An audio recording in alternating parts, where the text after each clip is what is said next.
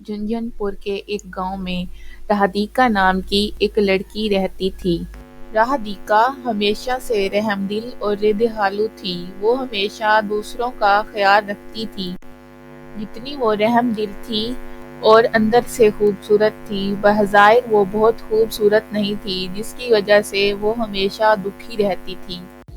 راہدیکا اکیلی تھی۔ اس کی ماں کا بہت سمے پہلے انتقال ہو گیا تھا۔ جب اس کی ماں زندہ تھی تو وہ پھول بیچنے کا کام کرتی تھی اور پھول بیچنے سے ان کے گھر کا گزر بسر بہت اچھے سے ہو جاتا تھا۔ پھر ایک دن راہدیکا کی ماں کا ایک کار ایکسیڈنٹ میں انتقال ہو جاتا ہے اور راہدیکا بالکل اکیلی پڑ جاتی ہے۔ ماں کے انتقال کے بعد راہدیکا کے پاس اب کمانے اور کھانے کے لیے کچھ بھی نہیں بچتا، تو وہ لوگوں کے گھروں میں کام کرنا شروع کر دیتی ہے۔ راہدیکا جس گھر میں کام کرتی تھی، اس کی مالکن کی بیٹی بہت ہی گھمنڈی اور بدتمیز تھی۔ وہ ہمیشہ راہدیکا کو تنگ کرتی۔ مجھے یہ کالی بندریا بالکل بھی پسند نہیں۔ پتہ نہیں ماں نے کیسے اسے کام پر رکھ لیا ہے۔ کچھ بھی کر کے مجھے اس کالی بندریا کو اس گھر سے نکالنا ہوگا۔ میں اسے یہاں ایک منٹ بھی برداشت نہیں کر سکتی۔ تو وہ اپنی ماں کے بیگ میں سے پیسے نکال کر وہ راہدیکا کے بیگ میں ڈال دیتی ہے تاکہ اس پر چوری کا الزام لگے اور اس کی ماں اسے گھر سے نکال دے۔ پھر انشکا کی ماں اس کے پاس آتی ہے جب وہ بیٹھ کر پڑھائی کر رہی ہوتی ہے، تو وہ آ کر انشکا سے پوچھتی ہے، انشکا بیٹا، کیا تم نے میری الماری کھولی ہے؟ میری الماری سے کچھ پیسے غائب ہیں، پتہ نہیں میں نے وہ پیسے کہاں کر دیے ہیں۔ تو اس کے بعد انشکا کہتی ہے، ماں میں تو یہیں بیٹھی ہوں، صبح سے پڑھائی کر رہی ہوں، مجھے تو نہیں معلوم آپ کے پیسے کس نے چرائے ہیں۔ ایسا کرتے ہیں ایک دفعہ اس نوکرانی کا بیگ چیک کر کے دیکھتے ہیں، کہیں اس نے تو پیسے نہیں چرا لیے۔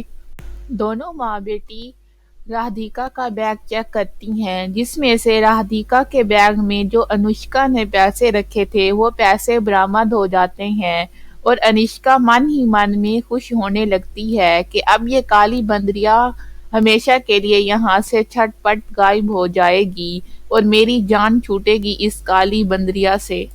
تبھی وہ لوگ راہدیکا کو بلاتے ہیں اور راہدیکا کو بری طرح پیٹ کر دونوں ماں بیٹیاں اسے اس گھر سے نکال دیتی ہیں، جس کے بعد انشکا بہت ہی خوش ہوتی ہے کہ اب راہدیکا نامی بندریا سے میری جان چھوٹ گئی۔ راہدیکا جب رو پیٹ کے واپس گھر آ رہی ہوتی ہے تو اسے راستے میں ایک زخمی خرگوش مل جاتا ہے، تو وہ اس خرگوش کو لے آتی ہے اور اپنے گھر کے صحن میں رکھ کر اس کی مرہم پٹی کرتی ہے۔ جب وہ خرگوش ٹھیک ہو جاتا ہے تو وہ خود بخود ایک پری میں تبدیل ہو جاتا ہے اور پری کو دیکھ کر راہدیکا شاکڈ ہو جاتی ہے اور پری راہدیکا سے کہتی ہے، تمہارا بہت بہت شکریہ، میں تمہارا آشیرواد لے رہی تھی کہ تم میری اکشایوں پہ پورا اترتی بھی ہو کہ نہیں۔ اب مجھے پکا یقین ہو گیا ہے کہ تم بہت ہی معصوم، نیک اور دیالو ہو، اس لیے میں تمہیں یہ 2 جادوئی لپسٹک دیتی ہوں، اس سے تم اپنے ہر ضروریات کو پورا کرنا اور اپنی ساری خواہشات کو، اب تمہیں کہیں بھی نوکری کرنے کی ضرورت نہیں پڑے گی اور تم دیکھنا تم بہت خوش رہو گی۔ میری تمہیں دعا ہے کہ تمہیں کبھی بھی زندگی میں کوئی غم نہ ملے۔ اب میں چلتی ہوں۔ ایک چھوٹے سے گاؤں میں ایک املی نام کی لڑکی رہتی تھی جو بہت ہی معصوم اور پیاری تھی۔ املی کی سوتیلی ماں اس پہ اتیاچار کرتی اور اس پہ ہر وقت غصہ کرتی تھی اور اسے بہت ہی مارتی تھی۔ لیکن املی کے پتا جی کے سامنے اس کی ماں کا بھیبھاو اس سے بہت ہی اچھا تھا۔ وہ املی کو بہت پیار کرتی اور بہت ہی پیار سے اس سے بات کرتی۔ ایسے ہی دن گزر رہے ہوتے ہیں اور کچھ دن گزر جانے کے بعد ایسے ہی کچھ دن گزر جاتے ہیں تو سوتیلی ماں اس کے پتا کو بتاتی ہے، ہو جی آپ کے لیے ایک خوشخبری ہے، میں گربوتی ہوں اور ہمارے ہاں ایک ننھا مہمان آنے والا ہے۔ ارے واہ سیما، تم نے تو بہت بڑی خوشخبری سنائی ہے مجھے۔ اب تم اپنا اچھے سے دھیان رکھنا اور اپنی خوراک کا بھی دھیان رکھنا، کیونکہ ایسے اوقات میں خوراک بہت اچھی لینی چاہیے۔ جب سب وہاں سے چلے جاتے ہیں تو سیما سوچنے لگتی ہے کہ اگر یہ لڑکی یہاں سے نہ گئی تو میرے آنے والے بچے کے لیے مسئلے پیدا کرے گی، اور میں اسے اس گھر پر اکیلے راج کرنا کے دیکھنا چاہتی ہوں، نہ کہ اس مصیبت کو بھی ساتھ بھگتنا پڑے۔ اس سے پہلے بہتر ہے کہ میں اسے ہی یہاں سے رفو چکر کر دوں۔ اب دیکھنا تم املی بی بی، کیسے میں تمہیں یہاں سے دفع کرتی ہوں۔ تم سوچ بھی نہیں سکو گی میں تمہارے ساتھ وہ چال چلوں گی۔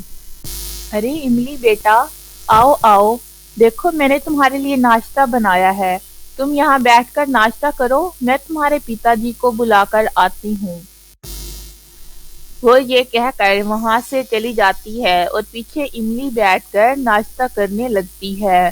ناشتہ کرتے ہوئے املی کا دھیان ایک ڈبی پر جاتا ہے جس میں کچھ شربت ماں ہوتا ہے، تو وہ اس ڈبی کو کھول کر دیکھنے لگتی ہے۔ اتنے میں اس کے ماتا پتا بھی آ جاتے ہیں اور ستیلی ماں املی کے ہاتھ میں وہ زہریلی ڈبی دیکھ کر فوراً ہی آگ لگاتی ہے اور اس کے پتا کو اس کے خلاف بھڑکاتی ہے۔ دیکھیں آپ کی بیٹی کا کام، مجھے گربتی سن کر اس سے رہا نہیں گیا اور اس نے میرے کھانے میں زہر ملانے کی کوشش کی ہے۔ دیکھ لیں آپ اپنی آنکھوں سے اپنی پیاری بیٹی کا کام۔ جس سے املی کے پاپا کو غصہ آتا ہے اور وہ املی کو دھکے دے کر گھر سے باہر نکال دیتے ہیں۔